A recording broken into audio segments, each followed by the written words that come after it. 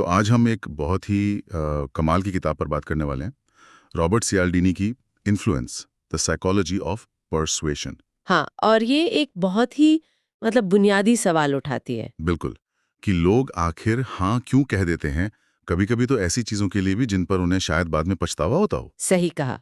तो आज हमारी इस गहरी चर्चा का मिशन है हमारे दिमाग के उन छिपे हुए बटनों को समझना जो हमारे फैसलों को कंट्रोल करते हैं, अक्सर हमारे जाने बिना। बिल्कुल, और ये समझना ज़रूरी है कि ये सिर्फ मार्केटिंग या सेल्स की कोई ट्रिक नहीं है। ये तो एक तरह से ह्यूमन बिहेवियर के सोर्स कोड को समझने जैसा है। अच्छा। ये वो मनोवैज्ञानिक शॉर्टकट्स हैं जो हमारे दिमाग ने हजारों सालों में बनाए हैं ताकि वो तेजी से फैसले ले सकें। पर आज की दुनिया में यही शॉर्टकट्स हमारे खिलाफ इस्तेमाल हो सकते हैं। तो चलिए इस ऑपरेटिंग सिस्टम को डीकोड करना शुरू करते हैं। पहला सिद्धांत है पारस्परिकता। रेसिप्रोसिटी। हाँ, रेसिप्रोकेशन। इसका मतलब बहुत सीधा है ना, कि अगर कोई हमारे लिए कुछ करता है तो हम पर एक तरह का कर्ज चढ़ जाता है, एक दबाव महसूस होता है कि हमें भी कुछ लौटाना है। जैसे सुपरमार्केट में कोई मुफ्त चीज चखने को दे दे तो खाली हाथ आगे बढ़ना थोड़ा अजीब लगता है। हाँ, और दिलचस्प बात यह है कि ये कर्ज ये अक्सर उस चीज की कीमत से कहीं ज्यादा बड़ा महसूस होता है। अच्छा। सियाल्डनी एक क्लासिक उदाहरण देते हैं हरे कृष्णा वालों का। हम्म। वो एयरपोर्ट पर लोगों को मुफ्त में एक फूल देते थे। हाँ, मैंने सुना है इसके बारे में। लोग लेना नहीं चाहते थे, फिर भी वो जबरदस्ती उनके हाथ में थमा देते थे। और एक बार जब फूल हाथ में आ गया तो फिर वो डोनेशन मांगते थे। और लोग दे देते थे। ज्यादातर लोग सिर्फ उस फूल के बोझ से छुटकारा पाने के लिए, और फिर फूल को पहले कूड़ेदान में फेंक देते थे। ये एक अनइनवाइटेड डेट यानी बिन बुलाया कर्ज बनाने की तकनीक है। ये हर जगह है। फ्री ई book, free webinar, free trial. Free trial, ये सब रेसिप्रोकेशन के ही अलग अलग रूप हैं। पर मेरा एक सवाल है, क्या हम अब इसके बारे में ज्यादा जागरूक नहीं हो गए हैं? क्या ये अब भी उतना ही काम करता है? ये बहुत अच्छा सवाल है। देखिए, तार्किक रूप से हम जानते हैं कि क्या हो रहा है, पर मनोवैज्ञानिक स्तर पर वो कर्ज का एहसास अब भी होता है। ये हमारी प्रोग्रामिंग में बहुत गहरा बसा है। इसका तोड़ ये नहीं है कि हम हर मुफ्त चीज को मना कर दें। तोड़ ये है कि हम उसे उसके असली रूप में पहचानें। मतलब अगर कोई हमें कुछ देता है और हमें लगता है कि ये एक जेन्युइन गिफ्ट है तो उसे स्वीकार करना चाहिए। लेकिन अगर हमें लगता है कि ये एक ट्रिक है, एक सेल्स की चाल है, तो उसे मानसिक रूप से एक सेल्स टूल की तरह देखें। बिल्कुल, तब वो कर्ज का एहसास अपने आप खत्म हो जाता है। ठीक है, तो एक बार जब कोई मुफ्त सैंपल देकर दरवाजे में पैर रख लेता है, तो उसे पूरी तरह से अंदर आने के लिए वो क्या करता है? और यहीं पर शायद अगला सिद्धांत आता है, प्रतिबद्धता और संगति। Commitment and consistency. बिल्कुल। एक बार जब हम एक छोटा सा कदम उठा लेते हैं या किसी बात पर हाँ कह देते हैं, तो हम पर एक दबाव बन जाता है कि हम अपने उस फैसले के साथ टिके रहें। हम सब खुद को एक कंसिस्टेंट इंसान दिखाना चाहते हैं, अपनी बात का पक्का। हाँ, और इसके पीछे का विज्ञान है कॉग्निटिव डिसोनेंस। जब हमारे काम हमारी कही हुई बात से मिल नहीं खाते, तो हमारे दिमाग में एक तनाव पैदा होता है। और उस तनाव को कम करने के लिए हम अपनी कही हुई बात को सही ठहराने के लिए कुछ भी करने को तैयार हो जाते हैं। अले, ये तो बहुत जाना पहचाना लग रहा है। जैसे कोई सेल्स वाला पूछता है, आप अपने परिवार की सेहत को लेकर तो गंभीर है ना? हाँ, जाहिर है जवाब तो हाँ ही होगा।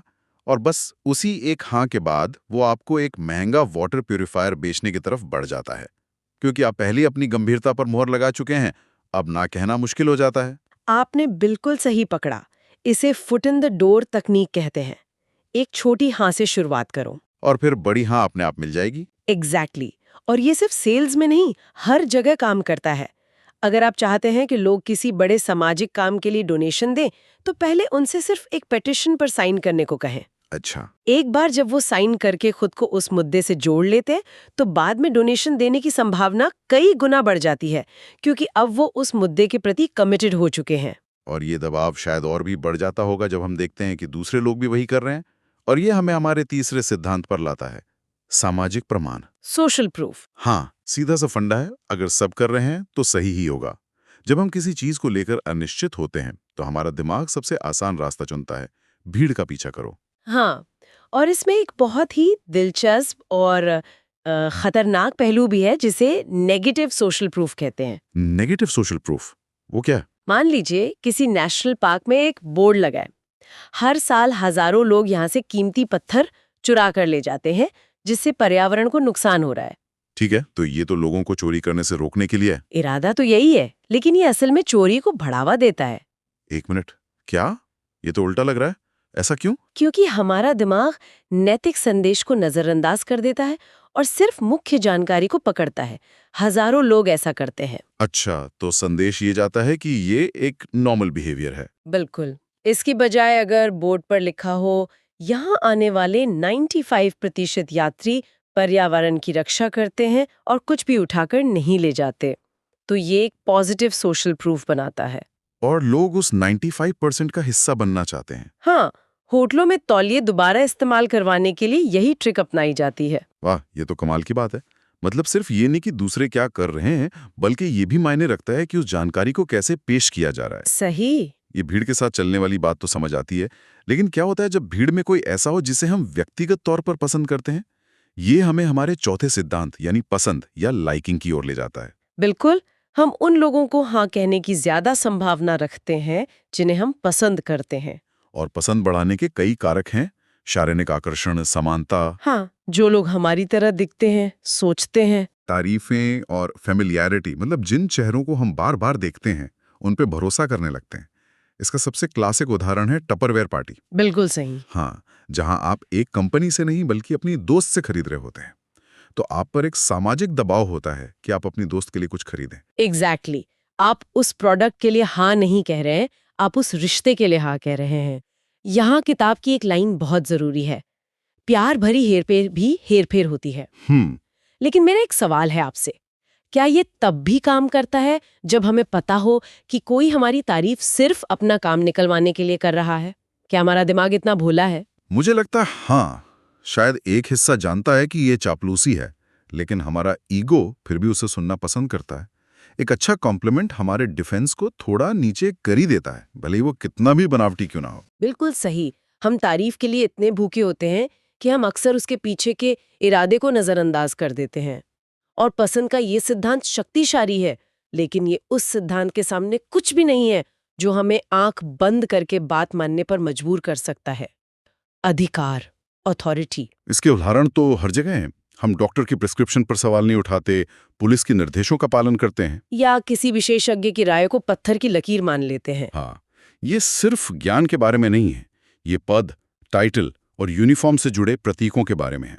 और ये कितना खतरनाक हो सकता है, ये हमें 1960 के दशक में हुए मिलग्राम एक्सपेरिमेंट से पता चलता है। ओ हाँ, वो मशहूर प्रयोग। उस प्रयोग में सामान्य लोगों को एक टीचर की भूमिका निभाने के लिए कहा गया और उन्हें आदेश दिया गया कि जब भी स्टूडेंट कोई गलत जवाब दे तो उसे बिजली का झटका दें। और स्टूडेंट असल में एक एक्टर था। हाँ, और हर गलत जवाब के साथ झटके की तीव्रता बढ़ाई जानी थी। और ये सब देखने वाला एक सफेद लैब कोट पहने हुए वैज्ञानिक था जो उन्हें आदेश देता रहा। और नतीजे चौंकाने वाले थे ना?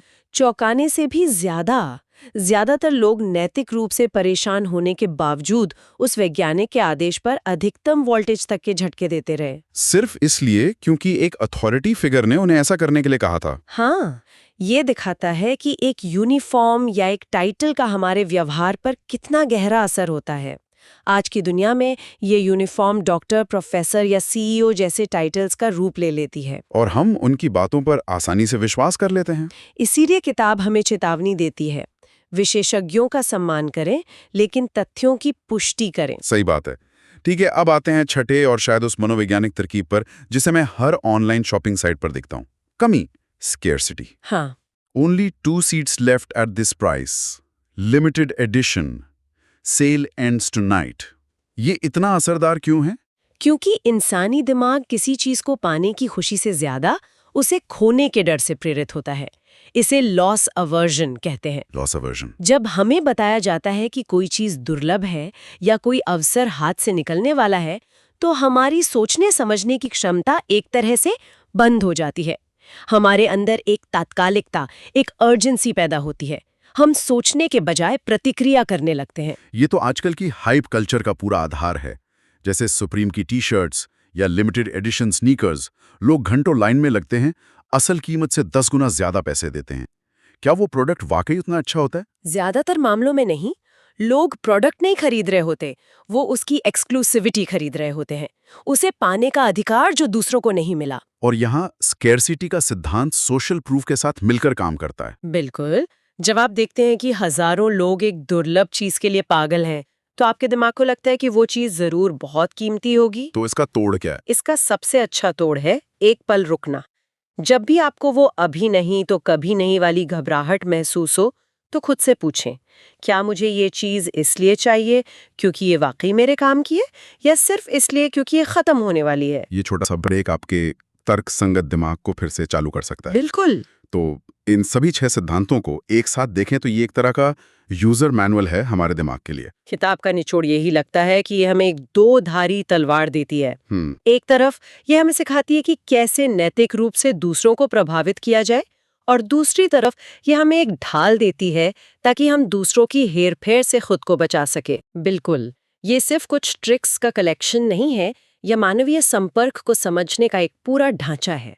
जब आप इन सिद्धांतों को अपनी रोजमर्रा की जिंदगी में पहचानने लगते हैं, चाहे वो न्यूज़ देख रहे हों, शॉपिंग कर रहे हों, या बस दोस्तों से बात कर रहे हों, तो आप एक ज्यादा जागरूक और सचेत इंसान बन जाते हैं। आप बेहतर फैसले लेने लगते हैं। हाँ, न सिर्फ एक उपभोक्ता के तौर पर, बल्कि एक नागरिक, एक दोस्त और एक इंसान के तौर पर भी। संतुलन साधना ही असली कला है। ये इन सभी चीजों को एक साथ लाने का एक बेहतरीन तरीका है।